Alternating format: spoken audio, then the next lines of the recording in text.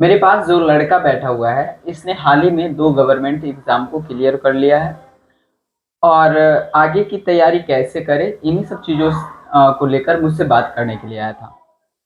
यह मेरा पुराना स्टूडेंट है और समय-समय पर यह मुझसे फ़ोन करता रहता था, कहीं पे कुछ फँस जाता था या फिर किसी प्रकार की कोई दिक्कत आती थी, इसके तैयारी में तो मुझसे बात किया करता था।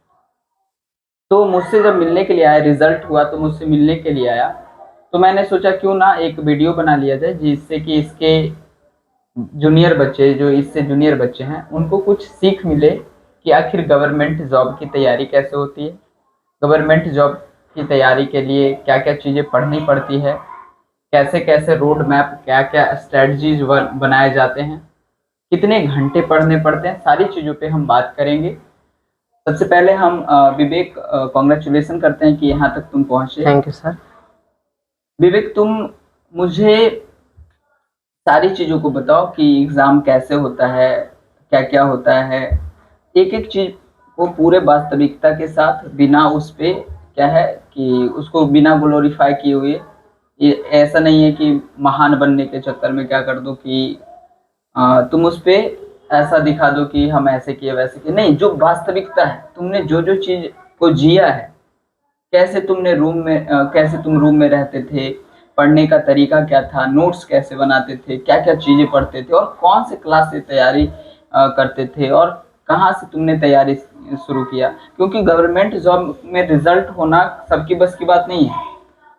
ज़ाहिर-सी बात है तुमने मेहनत किया होगा। अगर एक रिज़ल्ट होता तो हम लोग कह सकते थे या कोई भी बंदा कह सकता था। बहुत सारे लोगों का जब जॉब होता है ना तो लोग कहते हैं किस्मत अच्छा था, लेकिन एक बार किस्मत अच्छा हो सकता है, बार-बार किस्मत अच्छा नहीं हो सकता है। तो इस बच्चे का उदाहरण आप ले सकते हैं, इसने 2-2 एग्ज़ाम क्रैक कर लिया है, तो ज़ाहिर-सी बात है किस्मत तो नहीं कह सकते, कुछ पोटेंशियल तो है ही बंदे में, जो यहाँ तक पहुँचा। तो सबसे पहले विवेक, तुमने कौन-कौन सा एग्ज़ाम क्लियर किया और आज तक कौन-कौन से एग्ज़ाम तुमने दिया था? सारी चीज़ों पे को बताओ। एग्ज़ाम जो क्लियर हुआ है एसएससी जीडी का हुआ है और एक आर्मी का हुआ है। और मैंने टोटल एग्ज़ाम 4 एग्ज़ाम दिए थे। नेवी का दिए थे, आर्मी का और एयरफोर्स का दिए थे और एसएससी जीडी का एग्ज़ाम दिए थे, जिसमें से मेरा एयरफोर्स में नहीं हुआ और नेवी फेज 1 में हो गया था, सेकंड वाला में मेरा नहीं हुआ। सेकंड फेज नहीं हो पाया। सेकंड फेज मेरा नहीं हो पाया। ठीक है। ठीक है, तो कहीं न कहीं मतलब ये जो तैयारी कर रहे थे, वो बेसिक जो था मतलब 9th जो 8, 9, 10 था, उसी समय मतलब मन बना लिए थे कि मुझे डिफेंस में जाना है। और आपके पास जब आए थे तो आपसे राय भी लेते थे डिफेंस के बारे में कि सर ये क्या होता है? उसके बारे में जानते थे, फिजिकल वगैरह के बारे में जानते थे, लेकिन एग्ज़ाम का पैटर्न जो था हमको नहीं पता था कि क्या-क्या चीज़ पूछता है, क्या नहीं पूछता है। तो थोड़ा बहुत आप हेल्प किए थे उसमें। और 9th जो है अच्छा से पढ़े थे, 9th और 10th जो है, क्योंकि जो 9th है जो हमारा वो नींव है, यानी बेसिक है हमारा। और वो कहीं न कहीं अगर मजबूत है आपका तो जनरल कंपटीशन में आपको उतना पढ़ना नहीं पड़ता है। कहते हैं ना लोग कि 18 घंटा पढ़ना पड़ेगा, 19 घंटा पढ़ना पड़ेगा। उन्हीं लोगों को 18-19 घंटा पढ़ना पड़ता है जिन लोगों ने 9th 10th या 11th-12th अच्छा से पढ़ाई नहीं किया या फिर अपना जीवन में जो है अच्छा से नहीं पढ़ रहे हैं, ऐसे ही फाँकी मार रहे हैं। कहने का मतलब ट्यूशन गए, आए, रख दिए किताब, बस ऐसे ही करते-करते क्लास जा पार हो रहा है, 12th में चल गए, फिर ग्रेजुएशन फाइनल हो गया। अब वही लोग किस्मत का दोष दे रहे हैं कि नहीं हो रहा है, किस्मत खराब है तो जॉब किस्मत नहीं। खराब है, ऐसा ऐसा कुछ भी नहीं है। आपको सबसे पहला बेसिक मजबूत करना पड़ेगा और शुरू से ही आप में अपने अंदर जो है आदत बनाना पड़ेगा कि हमको 4 से 5 ही घंटा पढ़ना है, पर उस चीज़ में रेगुलर रहना है। हम जब पढ़ाई करते थे सर, तो भले ही हम नहीं कह रहे हैं कि हम 10-12 घंटा पढ़ने वाले स्टूडेंट हैं, हम आप ही लोग की तरह एक नॉर्मल स्टूडेंट हैं, लेकिन हाँ कंटिन्यू रहते थे। अगर हम 4 से 5 घंटा ही पढ़ रहे हैं तो हम कंटिन्यू रोजाना पढ़ते थे उस चीज़ को।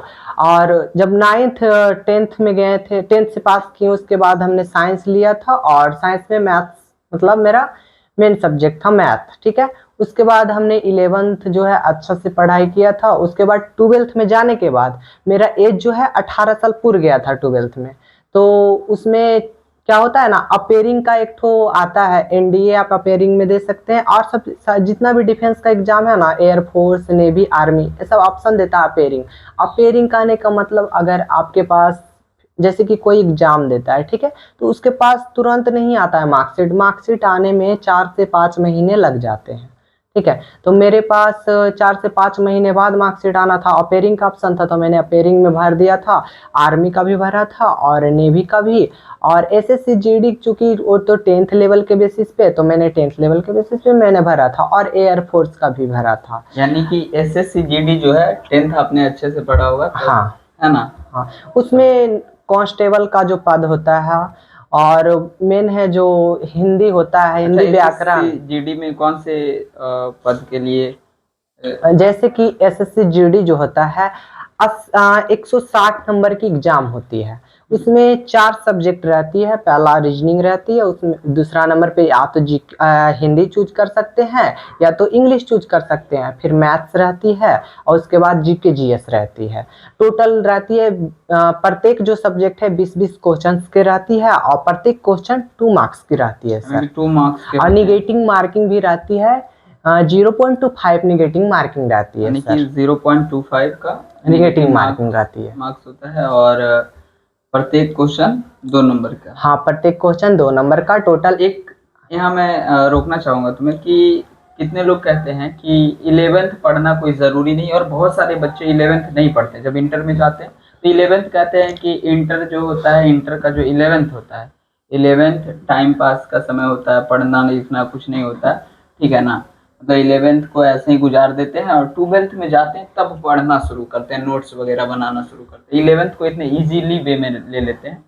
तो इस पे तुम्हारा क्या कहना है कि 11th का जॉब में कुछ योगदान है या नहीं? देखिए, खास करके जो पढ़ाई होता है ना सर, वो ना 5 क्लास से लेके स्टार्ट जो हो रहा है 10 तक। उसके बाद थोड़ा सा 11 12th में एडवांस मैथ आता है, और कुछ कुछ चीजें नई नई चीजें आती है, ठीक है। और 11th में तो अगर डिफेंस का आप एग्जाम दे रहे हैं, तो मानिए 60 से 70% 11th का योगदान है, क्योंकि उसी से मैथ्स रिलेटेड रहते हैं, ट्रैग्नोमेट्री और वगैरह चैप्टर चैप्टर होते हैं। और 12th का जो मैथ्स होता है ना, वो थोड़ा मोड़ा मतलब पूछ देते हैं, कैलकुलस से क्वेश्चंस आ गए हैं ऐसे करके, फिजिक्स में हो गए हैं ऐसे। लेकिन सबसे बड़ा योगदान 11th का रहता है। 11th हम देना सब लोगों को बोलेंगे, और बच्चे लोगों को भी बोलेंगे जो हमसे मतलब जूनियर है, ठीक है, कि अच्छा से पढ़ाई करें 11th। क्योंकि डिफेंस का अगर आप एग्जाम दे रहे हैं, तो 11th का मजबूत होना बहुत जरूरी है सर। बिल्कुल। तो जैसा कि विवेक भैया का कहना है कि अगर आप लोग कोई डिफेंस एग्जाम की तैयारी करते हैं, कोई डिफेंस जॉब करना चाहते हैं, तो उसके लिए आपको 11th बहुत अच्छे तरीके से पढ़ना पड़ेगा, क्योंकि 11th में बहुत सारी चीज़ें पढ़नी होती है। यूनिट डायमेंशन हो गया, फिर उसके बाद एसएचएम हो गया, मोशन हो गया, तो बहुत सारी चीज़ें आपको पढ़ना पड़ता है। थर्मोडायनामिक्स वगैरह जो होता है, वो सारी चीज़ें आपको 11th में ही मिलेगी, और कहीं ना कहीं जो है वहीं से ज़्यादा सवाल बनते हैं। तो 11th बहुत अच्छे तरीके से पढ़िए, वेक्टर वगैरह बहुत अच्छे तरीके से जानिए, तब जाकर आपका जो है डिफेंस में चांस बनेगा कि जॉब हो ही जाएगा, ठीक है ना? चलो चलो विवेक, उसके बाद बताओ आगे तुमने कैसे कैसे तैयारियां की? जैसे कि एग्जाम देने के बाद जैसे वैकेंसी आई, तो कोई भी वैकेंसी आती है ना, तो 4 से 5 महीना टाइम देती है एग्जाम लेने में। कहीं ना अगर 4-5 महीना भी नहीं देती, 2 से 3 महीना देती है टाइम। तो मेरा सब सब्जेक्ट क्लियर, मतलब सभी चैप्टर्स क्लियर थे। सिर्फ मैंने क्या किया, मॉक टेस्ट लगाया, और प्रीवियस ईयर्स का जितना भी क्वेश्चंस होता था ना, उसे सॉल्व किया। और कुछ कुछ क्लासेस, जैसे कि हमको कंपटीशन में एक नया चीज का रूबरू हुआ, जैसे रीजनिंग जो है बच्चा को तो 12 तक पता नहीं रहता है कि रीजनिंग भी है ऐसा। जब कंपटीशन में पैर रखता है, तब उसको पता चलता है कि रीजनिंग भी हमको पढ़ना पड़ता है। और चूंकि रीजनिंग बहुत आसान होता है सर, उतना हार्ड भी नहीं है। बच्चा को जो सामना करना पड़ता है नया नया चीज से, वो रीजनिंग है।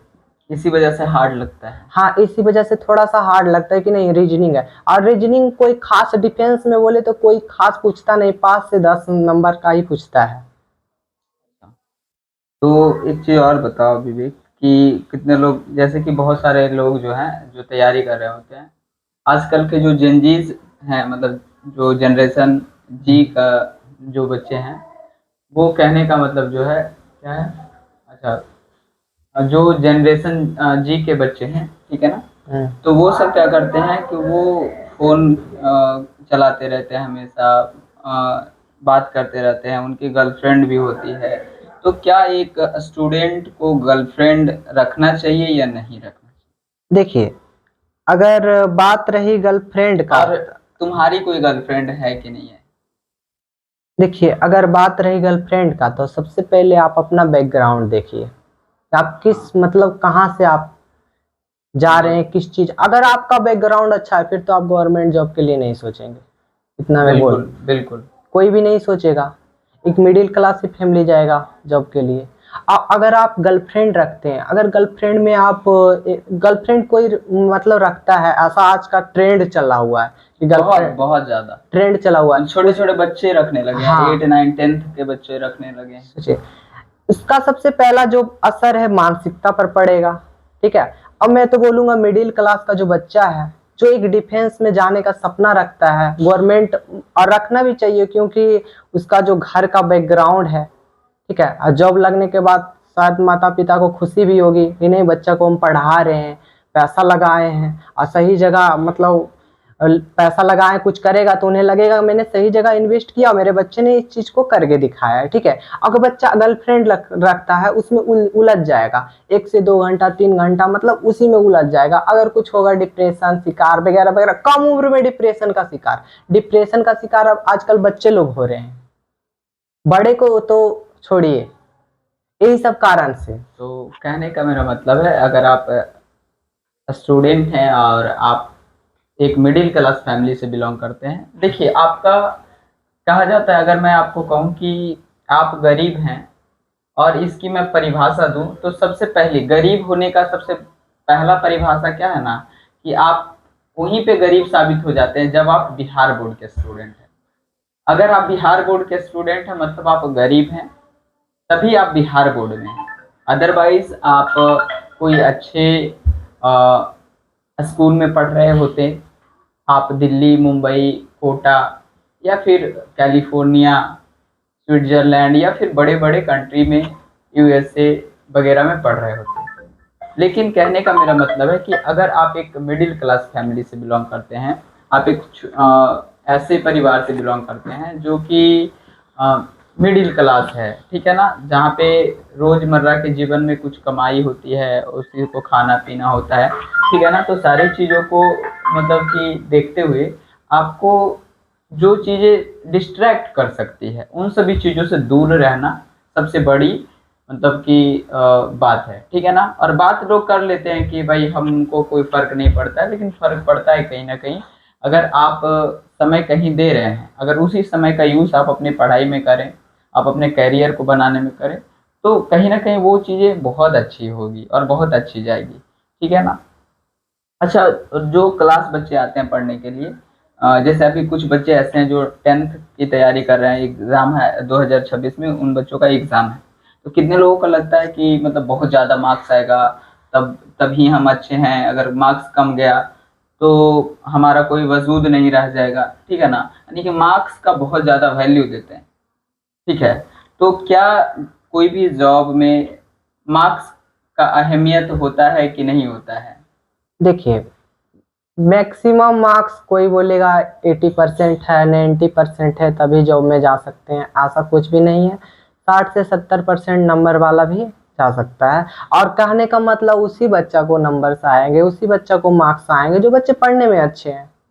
ठीक है, नहीं, कभी-कभी ऐसा होता है, क्योंकि बिहार बोर्ड का के बारे में तो सभी को पता है कि कैसे कॉपी चेक करते हैं, क्या करते हैं। सभी को पता है कि कहीं न कहीं कुछ त्रुटियाँ हैं हमारे बोर्ड में भी, कि जो बच्चे नहीं भी पढ़ रहे हैं उसका भी बहुत ज़्यादा नंबर आ गया, और जो बच्चे पढ़ रहे हैं उसका कम नंबर आता है। इस वजह से उसके फैमिली में बोलते हैं देखो उसका बेटा का इतना नंबर आ गया। तो वो बच्चे डिप्रेस हो जाते हैं, और कहीं न कहीं अगर माता-पिता नहीं भी बोलेंगे ना, तो वो बच्चों को, उस बच्चे को लगता है कि साला हमने इतना मेहनत किया, दिन रात रात जग कर पढ़ा, पढ़ाई की, सारा दिन रट्टा मार मार कर, सारा दिन मैथ बनाओ, तो हिस्ट्री याद करो, तो केमिस्ट्री पढ़ो, फिजिक्स पढ़ो। ऐसे करके हमने सारी उम्र, 1 साल जो मेरा उम्र था, वो सारी उम्र मैंने गवा दिया अपने एक कमरे में एक किताबों के साथ। हमने अपना जीवन गुजार दिया 1 साल का।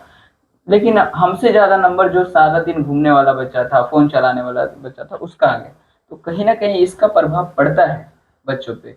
तो उन बच्चों से क्या कहोगे तुम? बच्चे से पहले मैं गार्जियन को कहना चाहूँगा, ठीक क्या? है? जो गार्जियन मतलब नंबर्स के लिए बच्चे को सोचते हैं उसकी योग्यता कम गई, नंबर्स वगैरह कम आ गए, तो ऐसा कुछ भी नहीं। अगर आपके बच्चे पढ़ने में हैं, अगर वो बच्चा मेहनत कर रहा है और उसका परिणाम जो है अभी नहीं मिला, तो इन फ्यूचर उसका परिणाम मिलेगा। नंबर्स डिसाइड नहीं करेंगे कि उसका परिणाम इन फ्यूचर वो नौकरी करेगा या नहीं करेगा। क्योंकि सर मैंने ऐसे-ऐसे भी मेरे कुछ फ्रेंड्स लोग हैं जो कि 80-90% नंबर्स लाए हुए हैं और वो बाहर में कमा रहे हैं। बाहर में कमा रहे हैं। बाहर में कमा हाँ रहे हाँ, हैं। मेरे भी परिवार में बहुत सारे लोग हैं। जैसे मेरे फूफा जी हो गए, तो वो सेकेंड थर्ड डिवीजन लाकर वो अभी बीएसएफ में हैं। और मेरे एक चचेरे जीजा हैं, उनका वो दरोगा है, ठीक है ना। तो दरोगा है, फिर भी मतलब उनका भी मार्क्स एक बार तो इंटर में फेल कर गए थे, दूसरी बार एग्जाम दिए तो सेकेंड या थर्ड डिवीजन आए थे। मुझे कंफर्म पता नहीं है सेकेंड था या थर्ड, लेकिन फर्स्ट तो नहीं आए थे। फिर भी वो मतलब जॉब कर रहे हैं, बिहार दरोगा का जॉब कर रहे हैं। तो कहीं ना कहीं दरोगा एक छोटा मोटा पद तो है नहीं। तो मार्क्स मायने ज्यादा नहीं रखती, नहीं रखते सिंपल सी सर। बात है। ठीक है। बहुत अच्छा लगा विवेक तुमसे बात करके, और हम तो चाहेंगे कि जल्दी से जल्दी तुम्हारे मतलब शरीर पे वर्दी हो, यस स्टार सर। हो। ठीक है, थैंक यू।